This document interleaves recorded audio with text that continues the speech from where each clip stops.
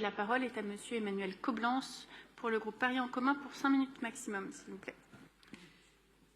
Merci Madame la maire. Mes chers collègues, le droit aux vacances, c'est un beau combat qui est mené par l'ensemble de la gauche depuis des décennies, évidemment, et qui est mené par la gauche parisienne depuis que nous sommes aux responsabilités dans cette collectivité.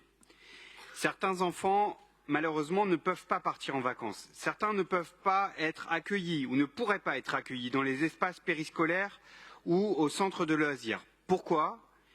Parce qu'ils sont porteurs d'un handicap. Eh bien, nous ne l'acceptons pas et nous nous battons à Paris contre cet état de fait. D'immenses efforts ont été réalisés par la ville de Paris pour accueillir les enfants en situation de handicap. L'exécutif parisien l'a maintes fois rappelé, notre ambition est celle d'une école inclusive pour tous les enfants, quelle que soit leur situation et leur handicap. Nombre de ces enfants doivent pouvoir être accueillis durant les temps périscolaires.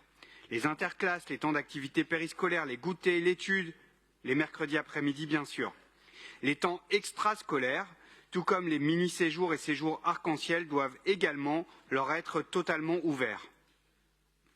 L'école inclusive passe aussi bien évidemment par le développement de l'accompagnement des élèves en situation de handicap. Ce sont désormais 3246 AESH qui sont affectés à des élèves en situation de handicap. Cette délibération me permet de souligner ici le travail de l'association Loisirs Pluriels de Paris. Cette association, forte de 19 structures locales en France et 14 centres de loisirs associatifs, accueille des enfants en situation de handicap dans Paris, en mixité avec des enfants dits valides. Nous la connaissons très bien dans le 13e arrondissement. Elle est installée dans une ancienne école rue Yéo-Thomas et y réalise un travail considérable. Leur projet d'accueil de loisirs, accueillant à parité des enfants handicapés et valides, âgés de 3 à 13 ans, renforce l'offre de propositions de loisirs spécialisées pour ces enfants handicapés et répond ainsi à l'attente de nombreux parents, de nombreuses familles. Je voudrais également insister sur le fait que les personnels de ces structures sont spécifiquement formés au handicap, la responsable du centre étant une éducatrice spécialisée avec des normes d'encadrement spécifiques.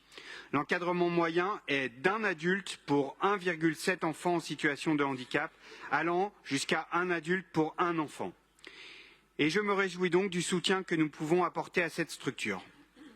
Chers collègues, permettre à chacune et chacun, quelle que soit sa situation, d'être accueilli dans les meilleures conditions est un combat de tous les instants.